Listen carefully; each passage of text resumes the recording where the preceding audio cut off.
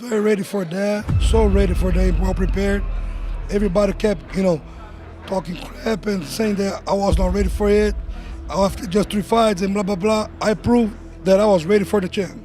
The UFC had many decent strikers, a considerable number of good ones, and a lot of greats. However, one couldn't say that the world's best league is flooded with elite masters of striking technique.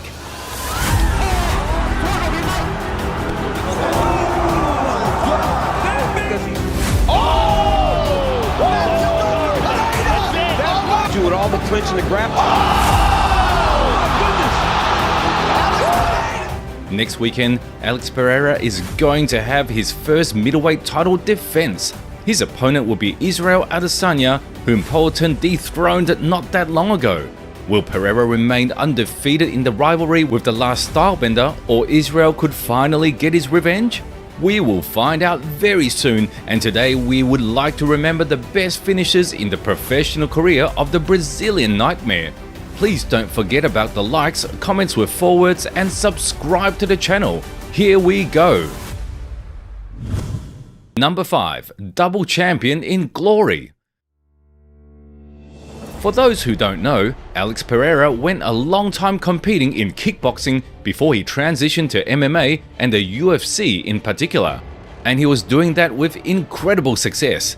Despite his quite frightening size for a middleweight representative, the Brazilian always had a professional approach and made weight, and in the ring, he was a real machine that goes after its opponents every second and hunts for his head like an experienced and cold-blooded hunter that stalks his prey in the woods. Poatan always stood out due to his versatile arsenal and high fight IQ, which allowed him to make timely adjustments to the opponent's game and create advantageous situations.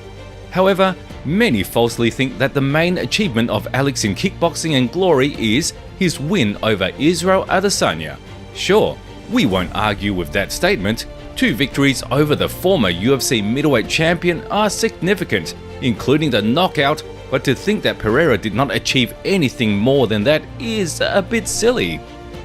To prove our words, we just need to rewind the clock and remember when in 2017, at the 46th event of the best organization, the Brazilian beat Simon Marcus with a big advantage and became the Glory middleweight champion. After conquering the title, the whole middleweight division in Glory began to tremble in fear that they are next in line. That may be it! He one punch, knockout! Pereira has. And now Pereira go for the finish! What a leaping knee! Down twice is Jason Wellness! He doesn't know what's hit him! Bodies to execute started to run low in the middleweight class. Pereira's hegemony reached its peak, and like a true warrior, he went for a new conquest in the light heavyweight division. Pereira moved up in weight and faced Donegi Abena, and with the help of his deadly left hook, conquered the light heavyweight championship. For the first time in history, Glory had a fighter that held 2 belts simultaneously, and his name was Alex Pereira. We should specify that the fight with Abena was for the interim title, but a little bit later, Pereira unified the belts and became the undisputed champion by beating Arkham Vakitov via decision. Even though he lost the rematch in a very close bout, Pereira finished the game called Glory, and the next chapter of the Brazilian's adventure took place in 2021. The new location happened to be the best MMA organization in the world, the Ultimate Fighting Championship. Thomas Powell. Alex Pereira's 4th professional MMA fight, this very bout after which he debuted in the major promotion. On November 20th of 2020, the Brazilian Poatan faced a new prospect in Thomas Powell. At that time, the fighter from the USA had more MMA experience than his vis-a-vis and a record of 5 wins and 3 losses. Interesting fact, similarly to his antagonist in Israel Adesanya, he competed in both MMA and kickboxing at the same time. By that moment, Alex was already a Glory double champion in the middleweight and light heavyweight classes, but he had to wait for injured Artem Vahitov to unify the light heavyweight belts. As you can see, the Brazilian didn't waste his time and competed in another MMA bout. Athletes headlined the event in a rather known local promotion called LFA. Indeed, Thomas Powell didn't have much to offer to the multiple glory champion in different weight classes. However, we should still give him credit for his desperate attempts to take the Brazilian to the ground. But no matter how hard he tried, the expected result overtook him in the 4th minute of the first round. A notorious and terrifying left hook from Alex Pereira landed right on the chin and knocked the poor American out cold. Powelton scored a 3rd knockout in a row in his 4th professional performance and put his name on the map. He drew a lot of attention from the big league's representatives and made the whole goddamn world talk about him. After this fight, Pereira was officially signed with the UFC. He also managed to beat Vahitov and unify the belts and lose to him via controversial decision. But despite the loss, Alex's history chapter called Reign in Glory was closed. His nose is already bleeding. And a left hook right at the... Andreas Mihailidis. In the 3rd place we have Alex Pereira's debut inside of the UFC. After a decent performance at LFA 95, where the Brazilian demonstrated his main deadly weapon, he was instantly contacted by the agents of the world's best league. But due to pandemic and other circumstances, Powelton's long-awaited arrival had to be postponed. Only a year later did Alex Pereira go out to the octagon at UFC 268 and face a younger fighter from Greece, Andreas Mihailidis, who already had an experience of competing at this place and a 1-1 record inside of the organization. Prior to the fight, the fans' excitement was through the roof because they have already seen a decent example of someone transitioning from kickboxing and who managed to successfully show himself in the mixed martial arts. I came here to be a champion. Who knows, maybe by the time that I get there, he's no longer the champion anymore. So I'm just focusing on one day at a time. I just got to the organization and just aiming to be a champion here. If I get there, it's him, fine. If sometimes maybe cannot be him, so we go what we have. Yeah, he's very well-known fighter. I know him like before I was participating in UFC.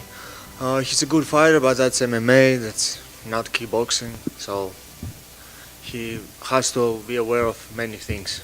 Well, I have a very particular style. I have very different techniques, not only between MMA fighters, but also between kickboxers. So I hope as my fight goes, a lot of the fighters here can hopefully get some of my style to use on their fights.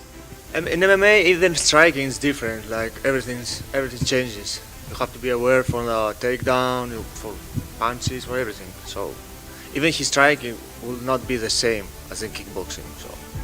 In the fight itself, Mihailidis, as promised, tried to threaten Powelton with his ground game. He did his best to exhaust the Brazilian, but unfortunately, all these attempts were not successful. As soon as the 2nd round started, Alex Pereira immediately showed masterclass and put himself on full display before every UFC fan's eyes, with a surgically precise and vicious knee that not long ago terrorized every top glory kickboxer. How frustrating I was actually good because the way that he was squeezing, the way that he was overcommitting for the power, the way that he was putting so much energy, I felt he's getting tired, so I just decided to just stay there, just stay composed, because I knew for the 2nd round he would not be able to never do a 3-round fight like that, so I just took my time. All media outlets were flooded with Adesanya's killer broke into the UFC and is coming for the champion's head headlines. Some kind of blockbuster, god damn it, but this whole story looked really cool. Sean Strickland. In the main event of which the last stylebender defended his title once again. Alex Pereira's next victim was a number 4 ranked fighter and a 2nd official version of Michael Bisping in the face of Sean Strickland. So I'll just come out and say it, man. I've been training hard, ready to knock this guy out, training with kickboxers, and I'm ready. Man, I don't even know what the fuck I'm going to do. I never walk into the plan. We'll find out. I don't really go in a game plan. Obviously, if I go in there and he starts hurting me, yeah, I'm going to take the coward's way out and try to wrestle. But, hopefully I could stand and bang with this gigantic, scary fucking Brazilian. I'm focusing on the win. This is MMA, anything can happen. I'm prepared for everything, If I could pick, actually, I would like to have a win on a decision so I can showcase all my skills, on a victory that'll leave no doubt that I'm the winner. Who's the best striker on stage? I mean, I would say me, but I mean, that man was the one that slept that man. So, next to me, probably Alex. Well, I'm very prepared for this fight, so whatever it brings, I'm ready. If you want to strike, I'm ready. If you want to grapple, let's do it. Well, I'm focused on my fight Saturday. I still got the fight to do with Strickland. I'm focused 100% on that fight, but I'm rooting for Israel. The clash of Sean was already over in the first round. A furious Brazilian left from the Powhatan caught a prattling American in 2.5 minutes. Alex Pereira's third UFC fight resulted in him knocking out cold a number 4 ranked middleweight. This win officially put the Brazilian into a title fight against the champion. Super happy, training. He just showed that our training and everything is working well, and so happy, super happy. Israel Adesanya. After a literally stunning win over Sean Strickland and the representative title defense of Israel Adesanya against Cannonier, the potential fight presented itself. You know who's next? That Powhatan, Porra. Trust me, the first time I told you, it was an error on my part spamming right hands, and that was in kickboxing. It's easy to knock out the homeboy, what's the hillbilly's name? Because he was parrying the jabs. But like I said at the press conference, next time I put you on skates, you're gonna get frozen like Elsa. I'll leave it at that. Of course, Dana White and the UFC couldn't dismiss such an exciting story where you can put together a trilogy between these guys, but this time inside the world's best league. The third fight was targeted for UFC 281, November of 2022, Madison Square Garden. Look, number one, he spent a childhood watching cartoons. I spent my childhood working on a tire shop, trying to make money and provide for my family for a better life. I didn't watch no cartoons. First, number two, I don't speak English. So when he comes and say, I'm gonna leave you frozen and all this kind of stuff, like, Naruto, Dragon Ball Z, Frozen, it makes no difference for me. I don't watch no cartoons. He's been fooling the people. He created expectation, like he said, that he was going to make this last fight Cannonier look easy, and then makes a show, talks a lot, and goes over there as a boomer. With me, no, I just stay quiet. People say, gonna knock the guy out. I say, I don't know, let's see. 2 anos antes de eu assinar, eu já queria ir para a organização. Então, pelo menos, eu tô 3 anos aí. Eu não digo estudando, né? Estudando especificamente ele.